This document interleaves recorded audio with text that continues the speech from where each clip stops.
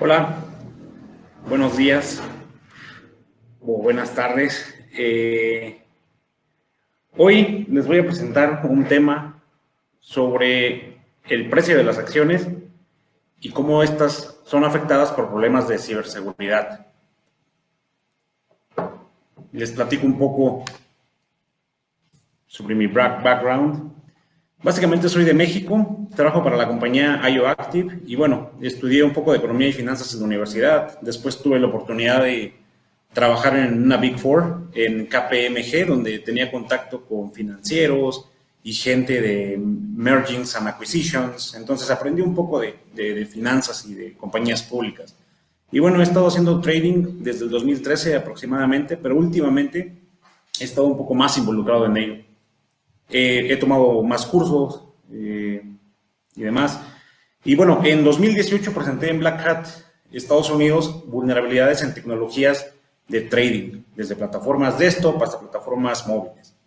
Y esta charla que les voy a presentar hoy, la presenté parcialmente en Black Hat Asia hace unos meses. Esta es la agenda que vamos a tener hoy.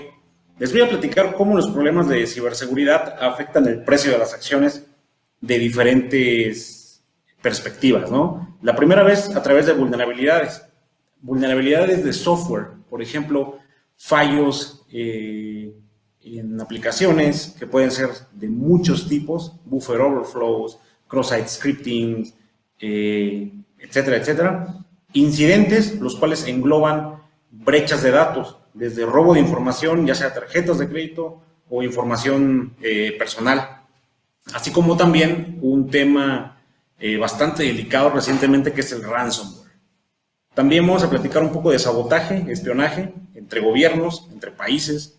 Les voy a platicar un poco de privacidad también. Y por último, un tema interesante que es dislexia financiera, que básicamente es confusión en redes sociales, ¿no? Antes de invertir. En un ratito les platico.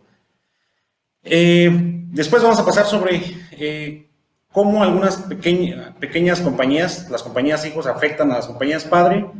Después vemos cómo unas compañías afectan la cadena de suministro.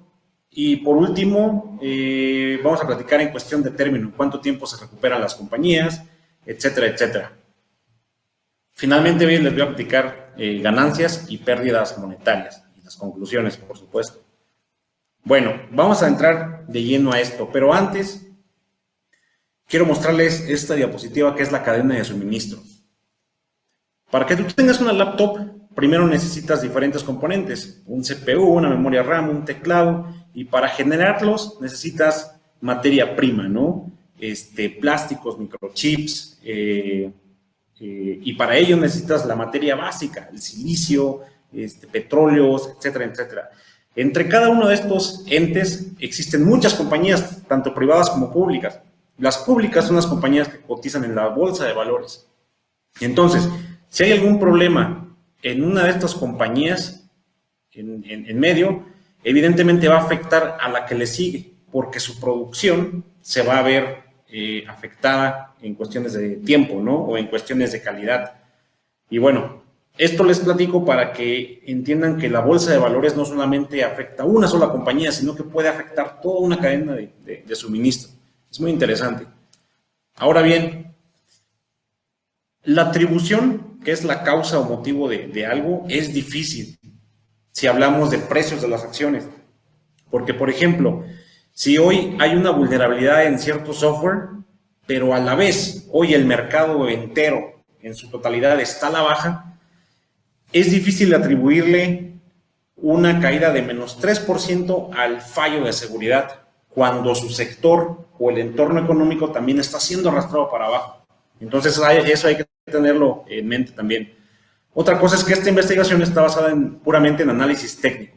El análisis técnico es como las grafiquitas que ustedes ven cuando se habla de trading.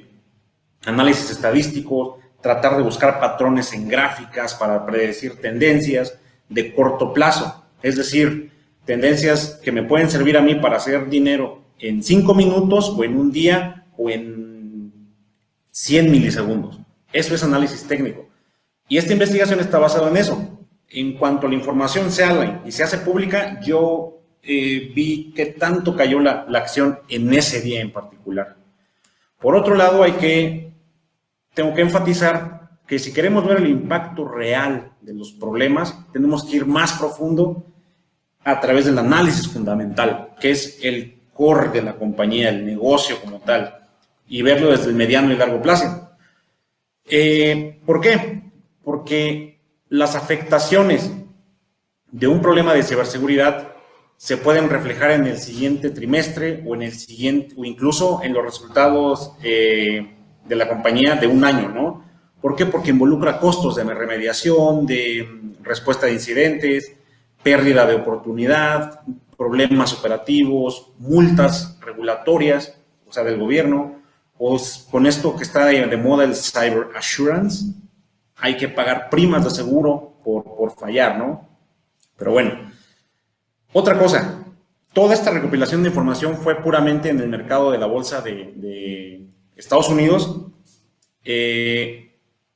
Siento que los movimientos de los precios de acciones pueden cambiar por país, porque en cada país existen diferentes variables, cada país tiene su propio entorno económico, ¿no?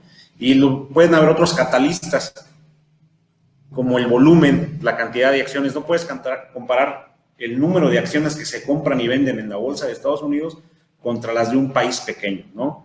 Y por ende, la volatilidad, los spreads son mayores, la sensibilidad ante el mercado cambia, y el momentum, que es como la tendencia, la fuerza que toma una acción, si por ejemplo va subiendo, puede tomar más fuerza y subir, o lo contrario, bajar. Esto puede afectar, ¿no? De acuerdo al volumen, de acuerdo al entorno económico.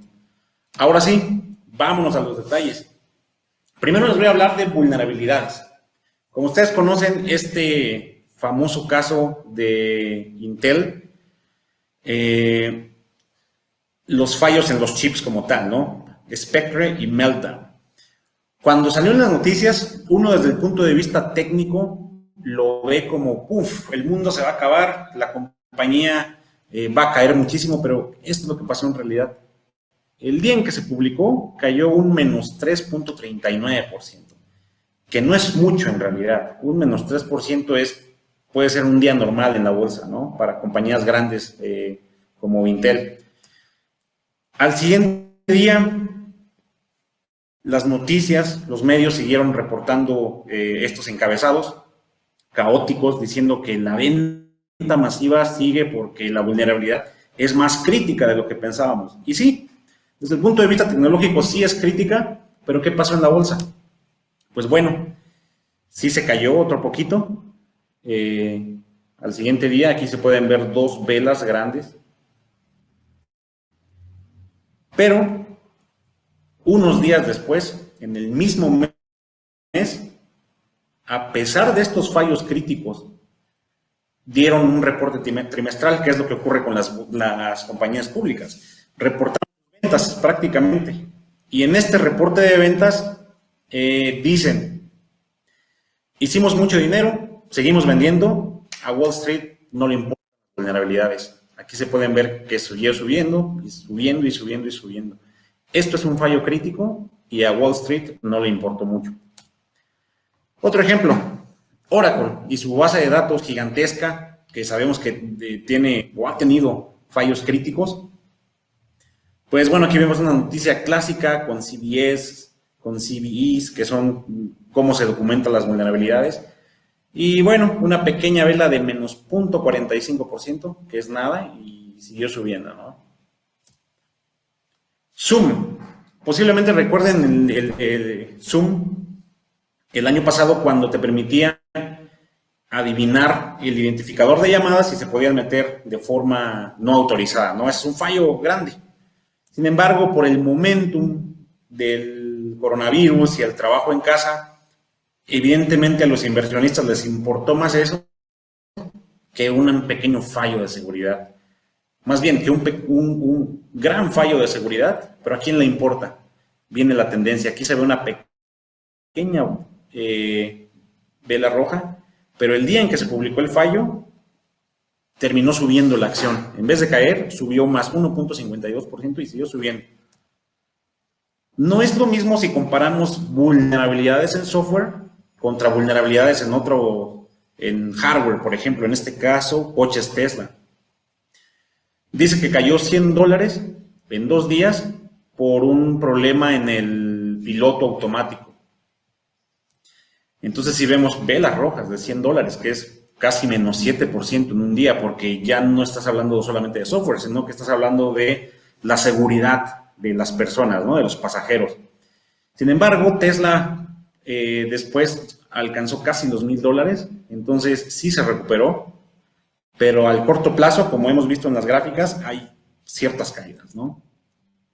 Ahora, pasemos a la parte de incidentes, que son brechas de seguridad, ransomware, viruses, y tal es el caso de Taiwan Semiconductor. Básicamente se infectaron sus fábricas de un virus y paró la operación un fin de semana. Sin embargo, el domingo en la noche sacaron un publicado diciendo que ya estaba restablecido el servicio, las fábricas estaban trabajando bien. Y bueno, el lunes en la apertura se vio una pequeña caída del menos 1.49%. No fue tan drástica que si hubiese sido, a diferencia que otros reportes que se hacen en 3 semanas y en horas de operación de la bolsa de valores, el miedo hace que las acciones caigan más por el momentum, lo que les explicaba, el volumen, el pánico entre la gente, ¿no? No fue este caso. Es lo importante de que las compañías anuncien públicamente qué es lo que ha pasado y qué es lo que están haciendo para resolver el problema, ¿no? Posiblemente muchos recuerden el caso de Equifax, que fue una brecha de seguridad enorme hace unos años. Cayó casi 31%, no, incluso cayó más. Esta noticia fue del 14 de septiembre y para ese entonces iba 31% abajo por una brecha masiva de su base de datos, ¿no? Y bueno, aquí vemos una vela gigante. Se puede ver, esto es en septiembre, pero para octubre, unas semanas después, vean esta recuperación. Y para marzo, vean esta recuperación. En estos días muchos decíamos, la compañía va a quebrar, la compañía no se va a recuperar jamás de esto. Es una brecha masiva y ya no hay salida. ¿Pero qué creen? 2 años después, de este menos 31%, volvió al mismo nivel, se recuperó, es decir, y siguió subiendo.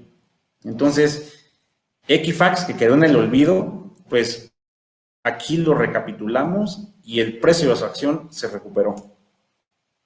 El caso de Sony Pictures, de hace años, del 2014 aprox, que fue muy sonado en los medios incluso. ¿Qué es lo que vemos? Prácticamente nada. Ese día terminó en positivo. Y más al rato les voy a platicar una inferencia o una observación que detecté de estos fallos viejos, de estos incidentes viejos. Vemos que Sony siguió subiendo, ¿no? Tendencia alcista. Home Depot, 56 tarjetas de crédito comprometidas. Esto es del 2014 también. ¿Qué pasó? No pasó nada al precio de... Siguió subiendo. Esta es más reciente. Garmin, los smartwatches, básicamente tuvieron que pagar millones de dólares para rescatar cierta de su tecnología, ¿no? Porque fue afectada por ransomware. Aquí, que esto fue el año pasado, vemos una caída de menos 3.45%, que es un número malo, pero no tan malo como esperábamos. Pero si vemos, la tendencia sigue alcista. 2 meses después estaba muy por arriba de donde estaba. Bio-Rad Laboratories. Ransomware, nuevamente. Que esta es una biotecnológica. Básicamente, ellos tienen que reportar por lo que el regulador que se llama The Securities and Exchange Commission, tienen que reportar cuando han sido atacados por un ransomware con un formato 8K. Ellos publican, explican qué fue lo que pasó, cuántos sistemas fueron afectados, cuántos números de registros fueron exfiltrados, etcétera. Y bueno, si vemos una vela grande estos días, pero siguió subiendo. Estos formatos los tienen que llenar por ley todas las compañías públicas que han tenido un incidente. El 8K es básicamente lo que le llaman en inglés press release. Y bueno, hay mucha gente que se la pasa buscando problemas de ransomware en la base de datos que es pública de la SEC. Ahora entramos a otro tema bastante interesante, sabotaje y espionaje. ¿Recuerdan en diciembre del 2020 la brecha en FireEye? Empezó la noticia un día y estaban diciendo que el gobierno ruso atacó a la compañía FireEye, etc. Ese día FireEye cayó menos 13%. Sin embargo, 2 días después, la gente, los medios, los investigadores, incluso la misma gente de FireEye se dio cuenta que la brecha no fue por su culpa, sino que fue culpa de un software tercero que ellos tenían en su red, que era SolarWinds. Y el problema se hizo más grande, porque SolarWinds, que fue, si mal no recuerdo, fue backdooreado, le pusieron una puerta trasera allí. Y bueno, no solo afectó a FireEye, sino que afectó a muchas compañías más, incluso agencias de gobierno, ¿no? Y bueno, cuando le echaron la culpa después a SolarWinds, FireEye, esto fue muy interesante. FireEye cayó 13%. 2 días después se dieron cuenta que no fue su culpa. Y cuando le echaron la bolita, la culpa a SolarWinds, el mundo entero dijo, hey, necesitamos protegernos más de hackeos, hay que invertir más en ciberseguridad. Y esas inferencias que implican en el mercado de valores, bueno, las compañías de ciberseguridad van a vender más. Entonces, 2 días después de esto, todas las compañías de ciberseguridad subieron más 20, más 30%, así a niveles exuberantes. Entonces, en esta gráfica vemos un menos 18%, sin embargo, 5 días después estaba a más 40, más 30%. Impresionante. Mucha gente hizo dinero acá, en estas velas enormes. Por otro lado, ¿qué le pasó a SolarWinds? SolarWinds cayó en este lapso de tiempo, en este recuadro rojo, que fueron una semana consecutiva. Recuerdo que la noticia fue un lunes o martes. Sin embargo, el viernes, antes de que cerrara el mercado, fue una caída brutal. Y bueno, en conjunto cayó casi un 40%. Pero, ¿qué pasó días después? Semanas después. Cuando tomé esta captura de pantalla fue el 26 de marzo de este año. Y bueno, si hubieses comprado la acción de SolarWinds a los precios bajos, hasta el 26 de marzo ya se había recuperado un 18%. Entonces, 18% es un número muy bueno. Y la idea de esto es que vean que sí se está recuperando. Poco a poco, pero lo está haciendo. No se está desmoronando la compañía, ¿no? Ni la acción. Este es un caso similar, es un caso viejo donde si mal no recuerdo, un medio como Bloomberg o CNBC, uno de esos, sacó un artículo diciendo que tenía fuentes que le aseguraban que esta compañía, Supermicro Computer, que son chinos, estaban vendiendo chips con backdoors, y estos chips estaban en servidores y en demás tecnología de compañías gigantes, ¿no? Como Amazon, Apple y demás. Básicamente estaban comprometiendo la infraestructura tecnológica de todo Estados Unidos. Obviamente toda la gente se paniqueó y empezaron a vender, y cayó ese mismo día un menos 41%. Pero la compañía, en un comunicado de prensa, básicamente dijo que eso no era mentira, que no tenían evidencia, que no tenían chips espías, básicamente, y la acción se recuperó ese mismo día brutalmente, ¿no? Y vean los siguientes meses.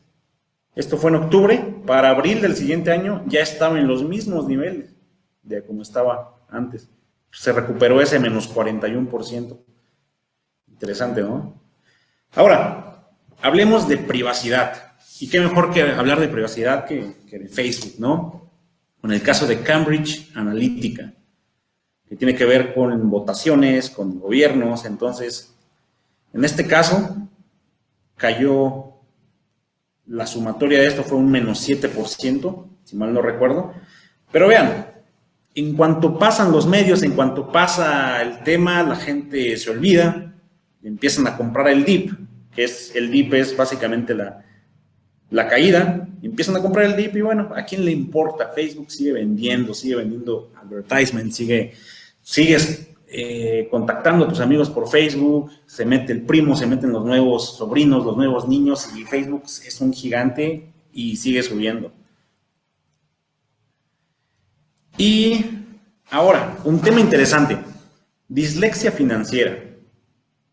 Esto no tiene que ver directamente con ciberseguridad, sino que es más que nada el factor humano.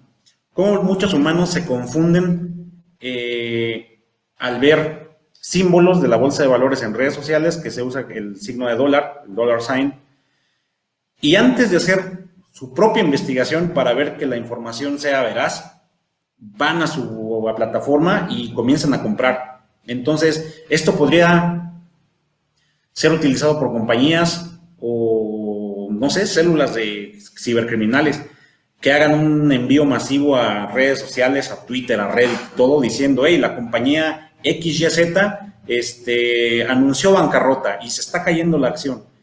Antes de que la gente comience, haga su investigación para ver si es real o no, comienzan a vender acciones y posiblemente la acción caiga, ¿no? Al vender masivamente las acciones.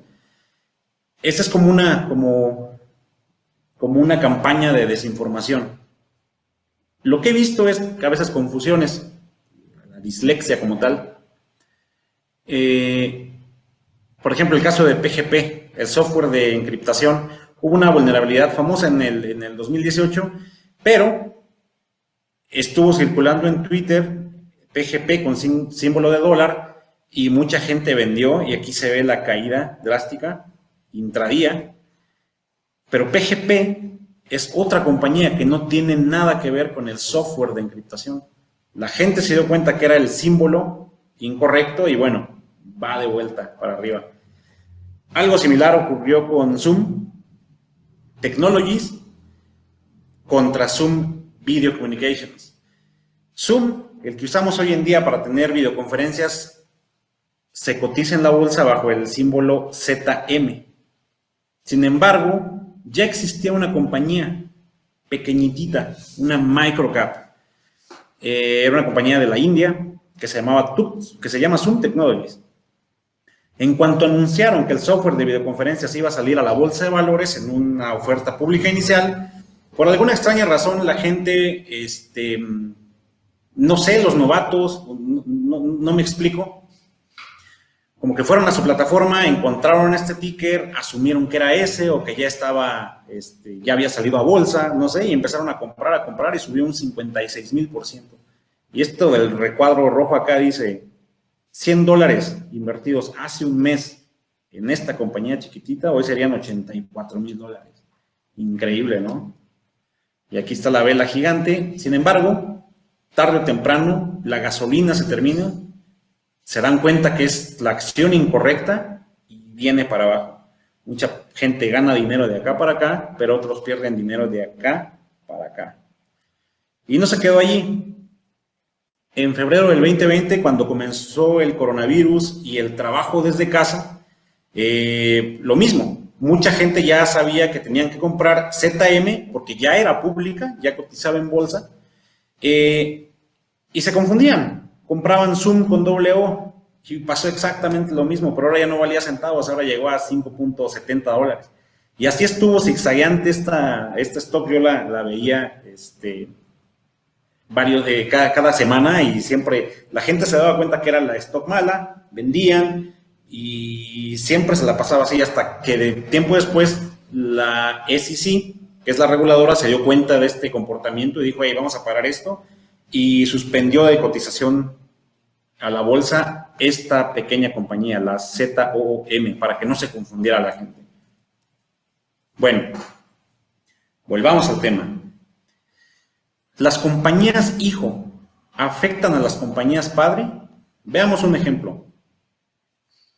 Verizon. Verizon acordó comprar Yahoo en julio del 2016. Sin embargo, la compra se materializó hasta el siguiente año, en junio. Pero en este inter hubo una brecha de seguridad en Yahoo en el 2016, en diciembre, en el inter, ¿no? Y bueno, aquí podemos ver que sí afectó al precio de la acción en ese día. Se ve la tendencia alcista, aquí todo este verde continuo, y bueno, prácticamente ese día se cayó con un menos 1.39%, que no es mucho, sin embargo, es algo, ¿no? Otro ejemplo, WhatsApp, el dueño es Facebook. Una vulnerabilidad de software que permitía infectar los teléfonos con spyware. Bueno, vemos pequeña, una vela acá. Aunque la vela no es muy grande, recordemos que aquí es el precio de cierre, donde termina la vela verde, y aquí cómo cerró, ¿no? Que fue un menos 3.61%. Entonces, sí afecta a las compañías padre los fallos de seguridad. Ahora, afectan unas compañías a otras compañías públicas dentro de la cadena de suministro. Recordemos el caso de Taiwan Semiconductor, el que les platicé hace un rato, donde tuvieron un virus en la fábrica, ¿no? Esta compañía es uno de los grandes productores de chips en el mundo. Ellos los fabrican, ¿no? Y ya que están fabricados, se los venden a muchas compañías, incluyendo Nvidia, Qualcomm, AMD, Apple. Y aquí depende de qué tanto le compres o qué tanto dependas tú en tu cadena de suministro, qué tanto dependas de Taiwan Semiconductor, ¿no? Qué tanto le compres. En este caso vemos velas, por ejemplo, en Apple, vemos la vela roja acá, y en AMD, aún en tendencia alcista. Este día que se hizo pública la información, sí vemos un menos 1.60. Entonces, por lo que he visto, sí afecta las compañías en la cadena de suministro. Y hay muchos ejemplos más, ¿no? Después me pueden preguntar, después de la charla, podemos ver otros ejemplos. Impacto por tipo de problema, a corto plazo, largo plazo, mediano plazo y el sector. Esto nos va a ayudar a responder algunas preguntas como, ¿son algunos problemas de seguridad más impactantes que otros? Es decir, ¿afecta más una vulnerabilidad que un ransomware? ¿Son algunos sectores más afectados? Y bueno, las compañías se recuperan en el corto, mediano o largo plazo. Esto que vemos aquí es un Excel que tengo, que es mi recopilación de información, donde pongo el tipo, ¿no? Vulnerabilidad, incidente, el porcentaje de caída, y las que se recuperaron en menos de un mes, 3 meses, un año o más de un año. Después de recopilar esta información, me di cuenta de lo siguiente, de estas conclusiones, de estas observaciones. Las vulnerabilidades no afectan tanto como pensábamos, son de bajo impacto, caen del 1 al 4% y se recuperan pronto, en menos de un mes. Incluso el 40% de las observadas no tuvo un impacto negativo, es decir, la acción siguió subiendo a pesar de publicar la vulnerabilidad. Por otro lado, los incidentes. Estos afectan más que las vulnerabilidades. Vemos caídas más drásticas, de un 5% o más, 5 al 7%.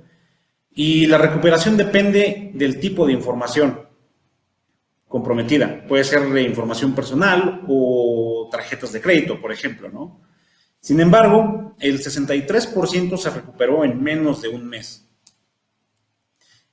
Cuando se tratan temas de seguridad nacional entre países, como el hack de SolarWinds, Cambridge Analytica o los chips espías, sí vemos impactos más mayores, ¿no? Caídas de más del 15%, como en SolarWinds vimos un 40%, si mal no recuerdo. Y bueno, en general, todos los tipos de problemas de seguridad, el 50% se recuperó en menos de un mes. Entonces, creo que se podría aprovechar ahí y comprar el dip, ¿no? Los incidentes viejos de antes del 2015 no tuvieron caídas fuertes, como Sony, Target, Home Depot, eBay. Yo creo que esto es porque antes no era tan... no era tan importante la ciberseguridad. Hoy en día tiene la relevancia necesaria como para que impacten más en las acciones de las compañías, ¿no? Para que se pongan,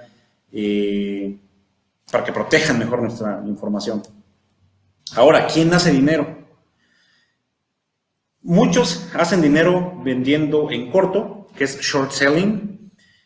Les explico. El short selling es vendes acciones caras para recomprarlas más baratas. Son acciones que tú no tienes, te las presta tu broker.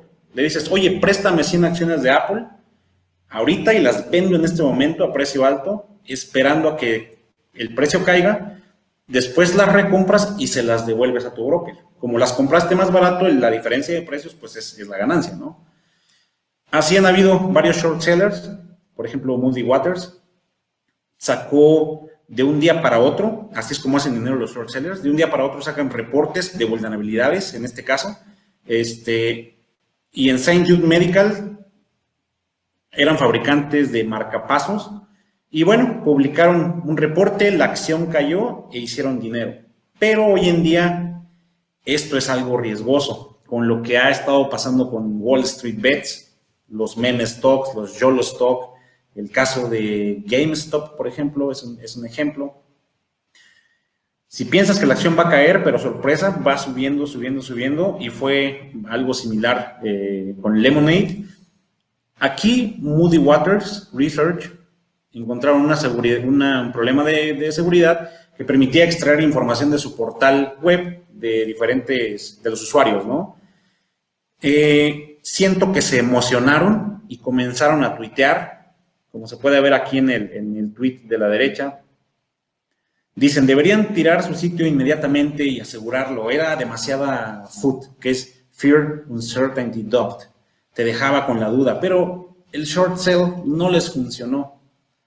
Horas después, cuando yo ya tenía esta investigación, puse en Twitter, cuando el short selling no funciona por un problema de ciberseguridad, ese día terminó en más 7.56%. Entonces, si pensaban que la acción iba a bajar, sorpresa, subió más 7.56%. O sea, perdieron dinero estos short sellers.